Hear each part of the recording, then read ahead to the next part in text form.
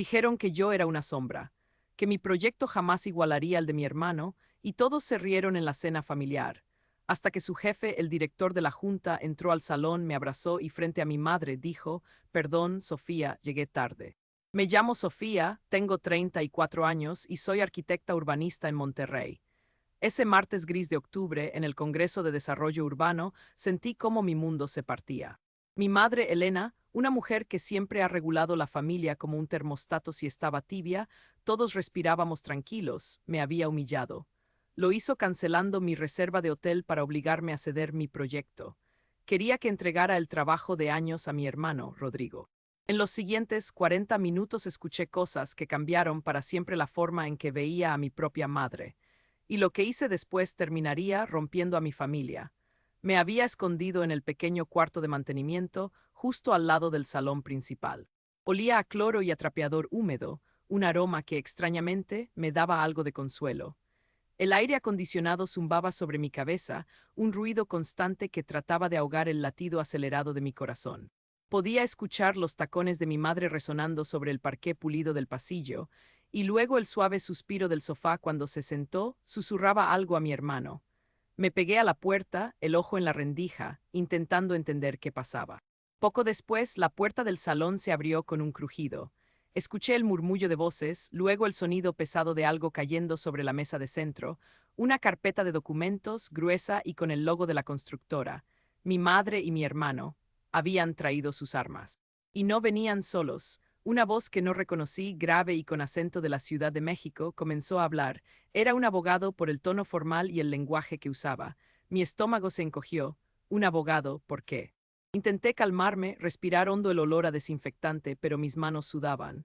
La conversación era baja, casi un murmullo, pero ciertas palabras se filtraban, como proyecto, inversión y cláusula de exclusividad. Mi madre, Elena, siempre fue la roca de nuestra familia, la que tomaba las decisiones importantes. Era una mujer elegante, con ese aire de quien sabe lo que quiere y cómo conseguirlo. Su sonrisa podía ser cálida, pero sus ojos siempre calculaban. Rodrigo, mi hermano, era su favorito, el niño de oro que nunca se equivocaba.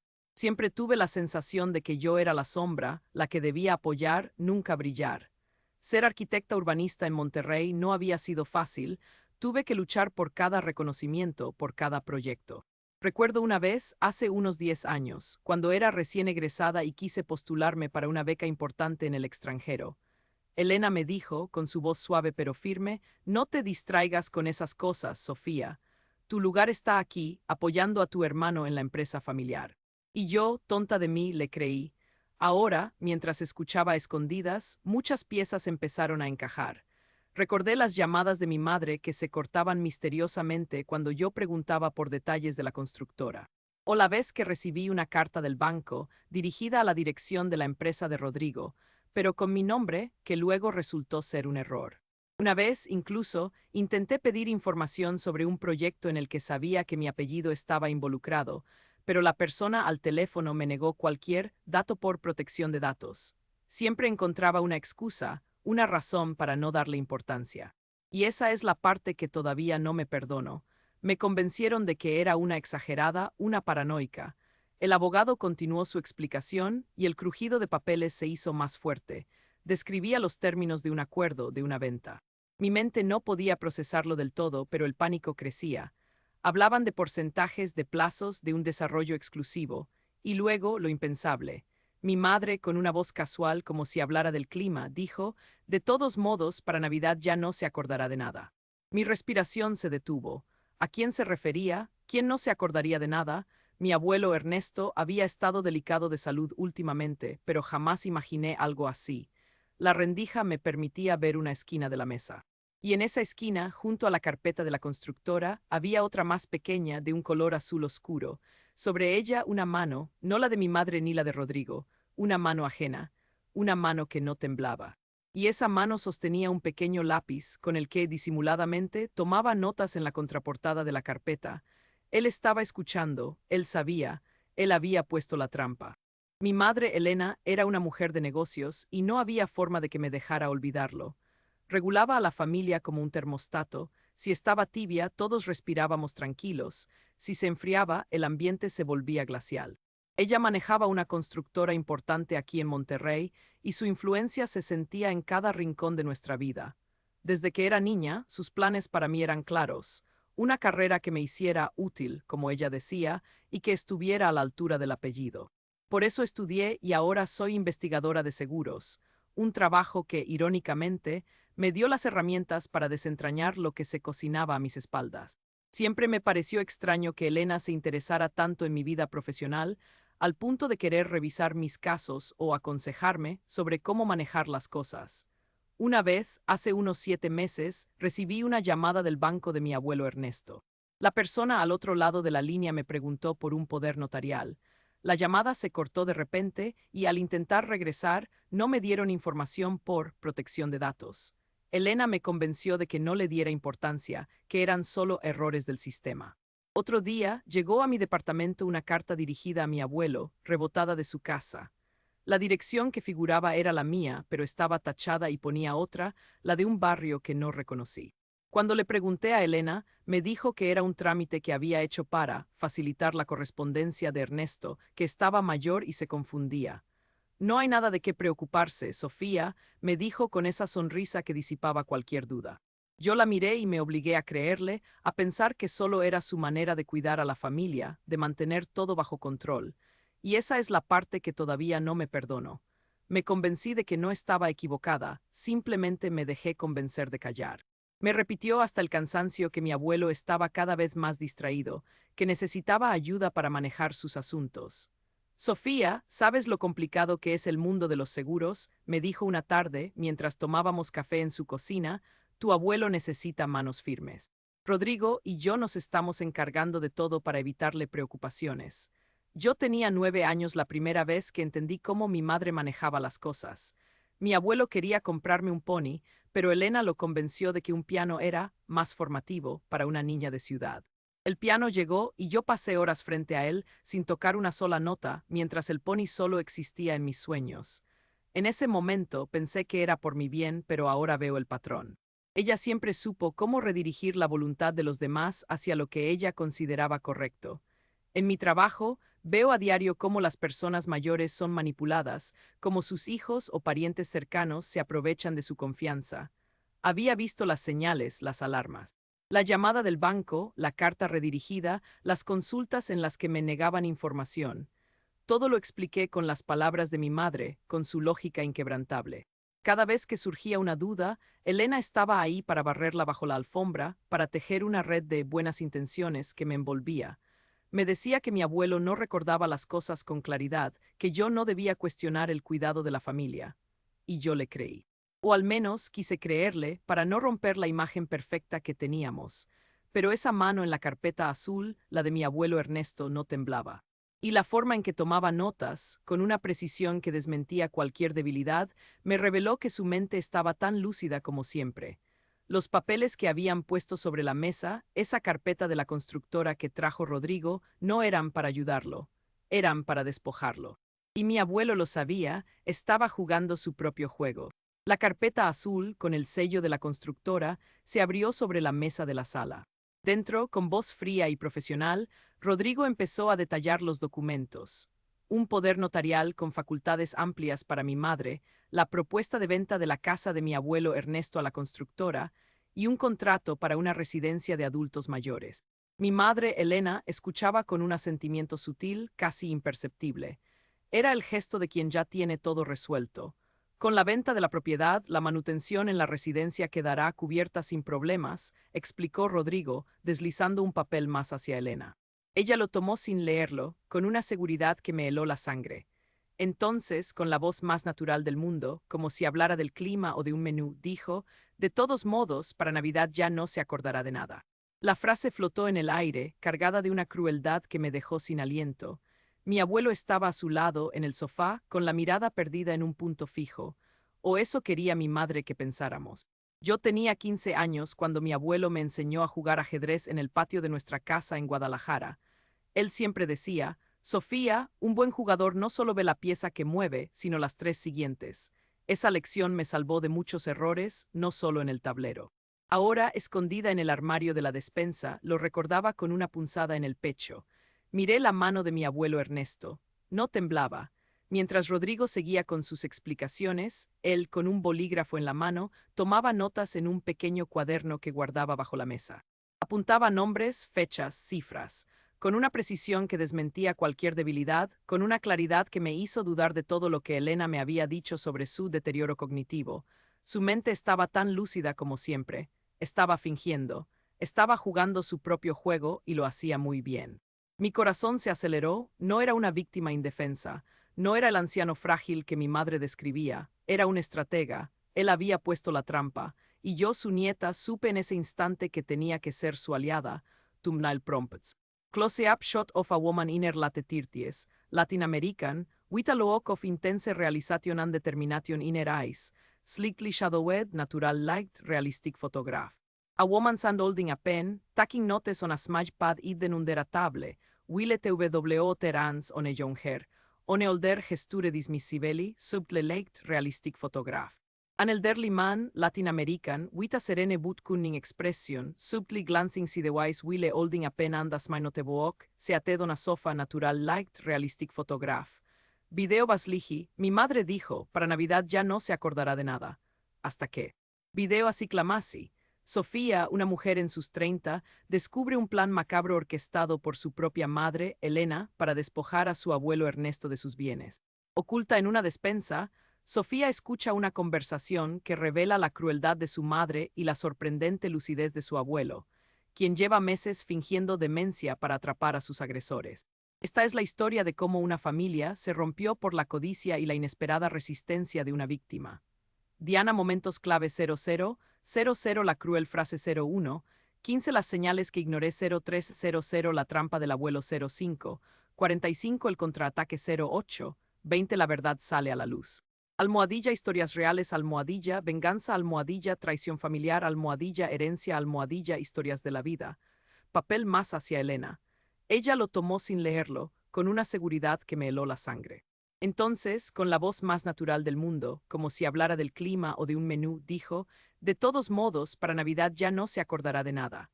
La frase flotó en el aire, cargada de una crueldad que me dejó sin aliento. Mi abuelo estaba a su lado, en el sofá, con la mirada perdida en un punto fijo. O eso quería mi madre que pensáramos. Yo tenía 15 años cuando mi abuelo me enseñó a jugar ajedrez en el patio de nuestra casa en Guadalajara. Él siempre decía, Sofía, un buen jugador no solo ve la pieza que mueve, sino las 3 siguientes. Esa lección me salvó de muchos errores, no solo en el tablero.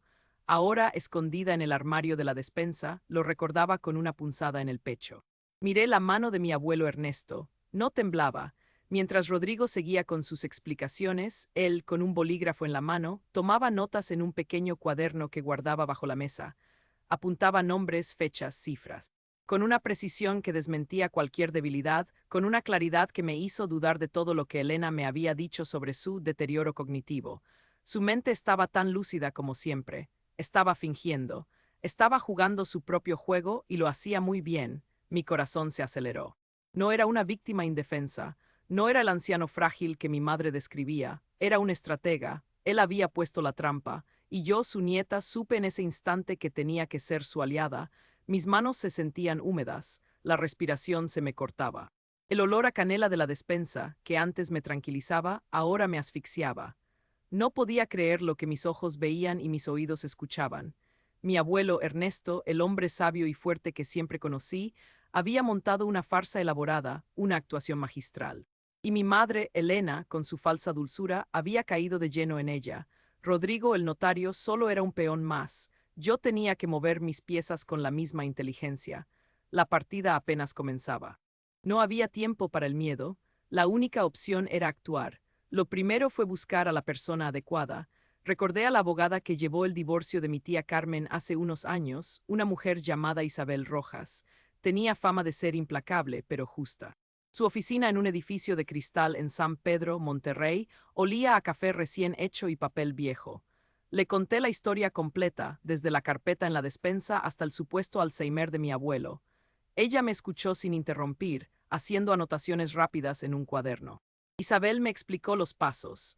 Primero, necesitábamos un informe médico independiente que confirmara la capacidad cognitiva de mi abuelo Ernesto. Un geriatra de confianza era crucial para desmentir lo que mi madre y Rodrigo, el notario, intentaban probar. Luego, los extractos bancarios. Había que seguir la pista de cada retiro, cada transferencia. Mi experiencia como administrativa en un bufete de abogados, aunque no era de notaría, me había dado una habilidad para detectar anomalías. Recordaba haber visto a mi madre llevar documentos a Rodrigo, el notario, semanas antes. Esos documentos ahora eran la clave. En los siguientes días, cada hora libre la dedicaba a investigar. Descubrí que en los últimos 8 meses, mi madre Elena había retirado casi $200,000 de las cuentas de mi abuelo. No eran grandes sumas de golpe, sino pequeños retiros, uno tras otro, para no levantar sospechas, cada uno por debajo de los $10,000. Un retiro aquí, una transferencia allá. El patrón era evidente una vez que sabías qué buscar. La mayoría de los casos de abuso financiero a personas mayores son cometidos por sus propios hijos, eso me dijo Isabel. Me sentí enferma del estómago al escuchar esa estadística, sabiendo que mi familia se había convertido en parte de ella. También presenté una denuncia formal a servicios sociales. Isabel insistió en que cada paso fuera transparente y legal. Mientras tanto, la reacción de mi madre y mi tía no se hizo esperar. La primera señal fue que cambiaron las cerraduras de la casa de mi abuelo. Cuando fui a visitarlo, la puerta no abría con mi llave. Mi tía Claudia me recibió con una mirada fría, sin dejarme pasar.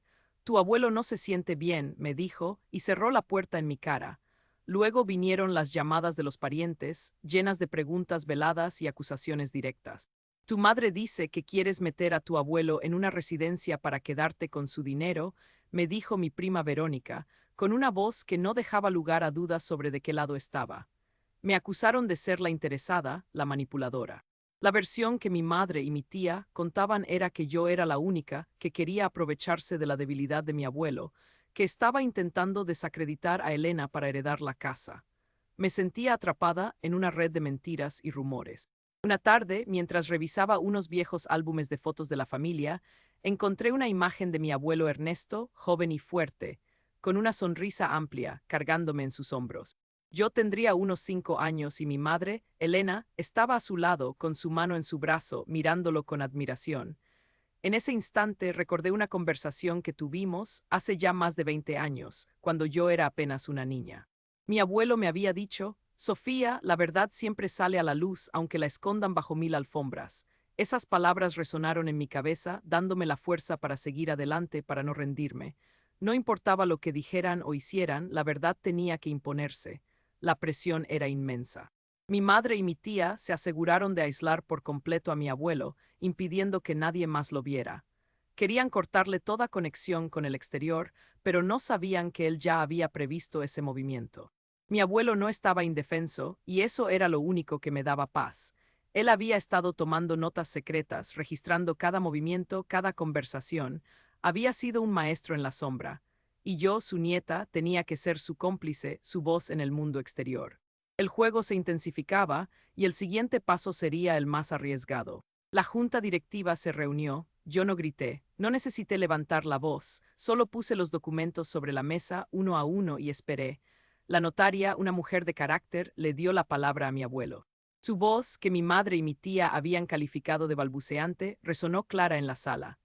Él relató, con una lucidez asombrosa, cómo había fingido su deterioro cognitivo, cómo había tomado notas secretas durante meses, registrando cada conversación, cada firma forzada. Contó cómo había permitido que el engaño se desarrollara, esperando el momento exacto para desenmascarar la verdad. Las caras de mi madre, Elena, y mi tía, Julia, pasaron de la sorpresa a la indignación y finalmente a una palidez gélida. Mi abuelo no las acusó directamente, solo presentó la evidencia. Los extractos bancarios que mostraban los retiros irregulares, la copia del poder notarial que él nunca había firmado con plena conciencia, las grabaciones discretas de sus conversaciones donde lo manipulaban. Las cifras eran contundentes. $200,000 habían desaparecido en menos de 8 meses, en pequeños retiros que nadie habría notado si no los hubiéramos sumado. No era un robo súbito, sino un goteo constante, diseñado para pasar desapercibido.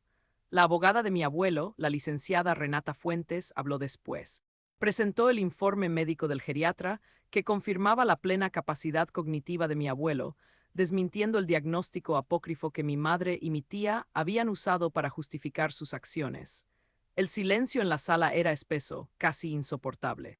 Recuerdo el crujido del parqué cada vez que alguien se movía, el zumbido del aire acondicionado. Era como si el tiempo se hubiera detenido. Mi madre intentó defenderse, balbuceando algo sobre el estrés y la preocupación por la salud de mi abuelo. Mi tía, con los ojos llenos de lágrimas, aseguró que solo querían lo mejor para él, pero sus palabras chocaban contra la montaña de pruebas. La notaria las miró con una expresión seria, casi de lástima. Mi abuelo, con una calma que nunca le había visto, se puso de pie.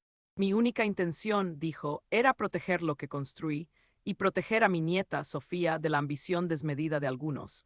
Su mirada se clavó en Elena y Julia. Las consecuencias no se hicieron esperar. La notaria declaró inválido el poder y se inició un proceso para recuperar el dinero. Mis tías fueron despojadas de cualquier cargo en la empresa familiar. La reputación de mi madre, que había sido intachable en la comunidad de Monterrey, se hizo añicos. Aunque mi abuelo decidió no llevarlas a la cárcel, el daño era irreparable. Perdieron el acceso a él, perdieron su confianza, perdieron el respeto de la familia. Esa noche, cuando regresé a mi departamento, encontré una caja de galletas vieja en mi mesa. Dentro había una carta de mi abuela, fallecida hace años. Era un deseo para mi cumpleaños de 18, escrito con su letra delicada: Sofía, nunca dejes que nadie te quite lo que es tuyo, ni tu voz. Sé fuerte, mi niña. La guardé con una sonrisa amarga. Aprendí que el silencio nunca trae paz. Puede parecer que sí, que si te callas, el conflicto desaparece, pero solo se pudre por dentro, corroyendo todo a su paso. La verdadera paz llega cuando enfrentas la verdad, por dolorosa que sea. ¿Alguna vez tuviste que alejarte de tu propia familia por proteger lo que creías justo? Cuéntamelo abajo y suscríbete para no perderte la próxima historia.